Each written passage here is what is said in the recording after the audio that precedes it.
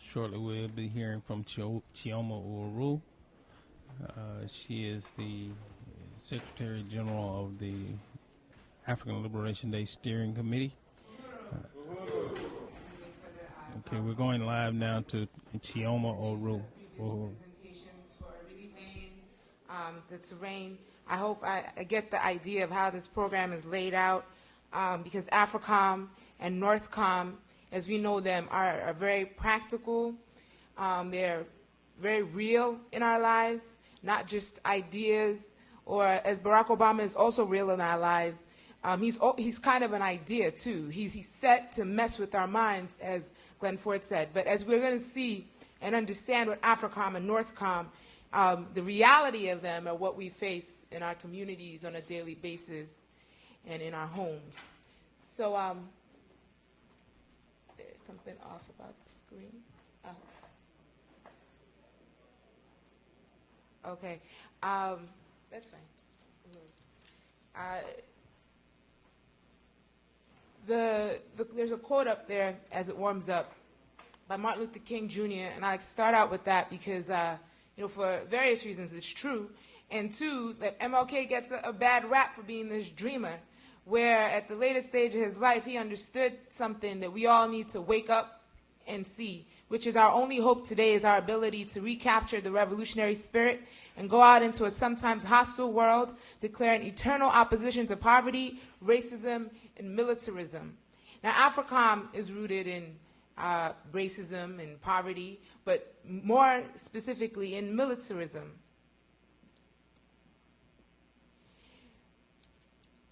Now, to get at a theoretical understanding of where Africom and Northcom, as we understood in the three previous presenters, is the crisis of imperialism. When we know, as we know, that imperialism is in a crisis, we see it every day. They bombard it with us with it in the media and otherwise. But the root of this crisis is not what we think it is. It's not because of some bad subprime lending or the other. The question really comes from the power play that's at hand. We're looking at China. We're looking at India. We're seeing these, as the chairman mentioned yesterday, the G20, where we're seeing black and brown faces joining in this game that Europeans have been enjoying for a long time, almost exclusively. And as this happens, we're seeing a crisis. But the crisis, as we understand it, that they're having is not our crisis. But they're making it our crisis. And how they're making it our crisis is what Africom and Northcom are. So as we see, as a quote here, the world capitalist system is suffering an earth-shaking economic crisis of historic proportions. This crisis stems primarily because of the inherent weaknesses of the parasitic economy built of the theft of the resources of the people of the world. Now again, the more people are at the table trying to get at our resources. Africa is strategically of interest to Europe and anyone else that is interested in this kind of power that disempowers the people of the land, the working class people. When we understand that you can't get coal, you can't get a laptop or a cell phone without coltan or cobalt. You can't drive a car without oil. Even the hybrid cars, they need oil, and they definitely need coltan to be built. Diamonds, all of these resources that we take for granted come from the African continent and other places where we have oppressed people. But Africa, Africa produces over 80% of the coltan in the world. So where else are you going to go in this technological boom? And that is what this crisis is all about. But how this manifests is what was coined in 1961 by Dwight D. Eisenhower, as he ended his term, saying he coined this term called the military-industrial complex. Now, Eisenhower is no saint.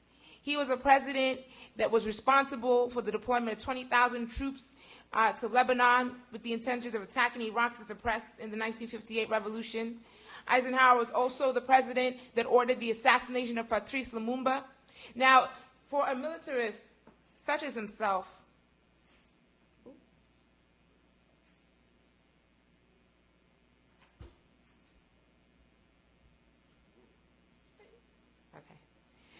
as a militarist such as himself, to coin the name, the military-industrial complex, which we see being used frequently to understand the military machine of the West. We know we're in bad shape when they have to start complaining about their own problems. So,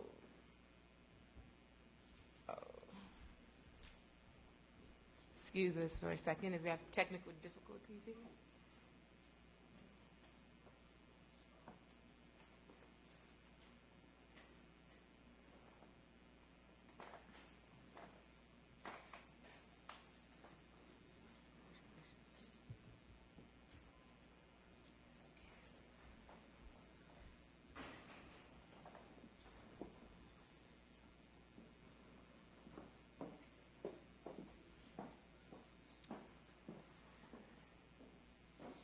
So again, Dwight D. Eisenhower coined it as a term, as an understanding, as a concept, the military-industrial complex. And how this manifests in terms of Africa Command and trying to get to the practical implementation of what this program means to us in our daily lives and what Northcom also means. Africom was established as an idea, as implemented as a concept in actually September of 2006, when Donald Rumsfeld was still the Secretary of Defense. And shortly after that, he had to leave because of he was exposed for the Fallujah incidences and the other. By February of 2007, George Bush and Robert Gates, who took Rumsfeld's place, announced the creation of Africa Command. And there they began in 2007 a media campaign, psychological warfare in many ways. When we look at the image, as we're seeing here, of a woman who is in her military fatigues and an African child helping poor African people, it's a way to disarm this readily offensive situation. We would be prepared otherwise, kind of like how Barack Obama is here to disarm us and many other neocolonial mind games that are happening. So Africom set up a website.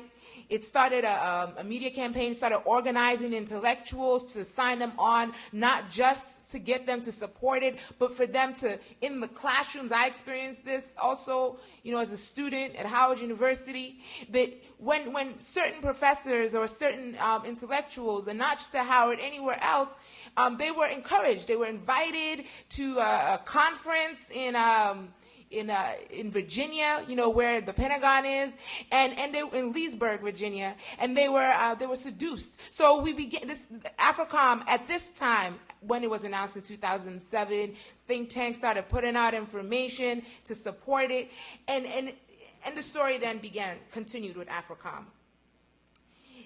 Another way that they engaged in this combat, the war begun with Africom, was this idea, as we've understood previously, white power and black face. The general in charge of Africa Command is Kip Ward, who is an African, a Morgan State graduate, as Jared Ball likes to remind frequently, who is in charge of Africom.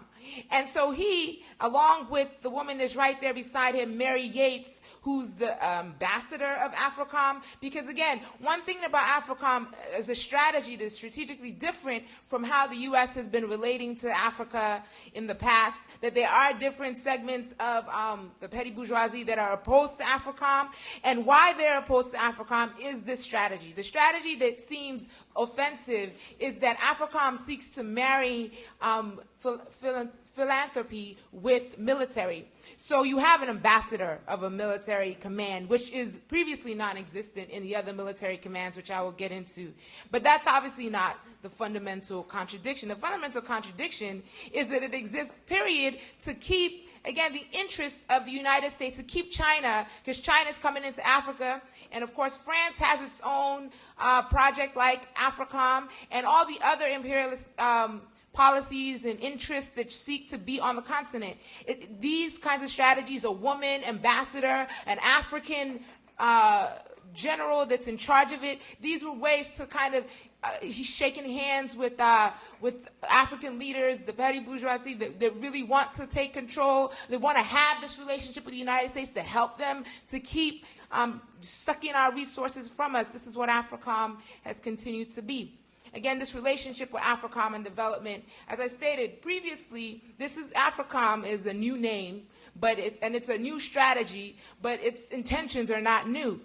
Africom is the last standing military command that the United States has that has set up in the world.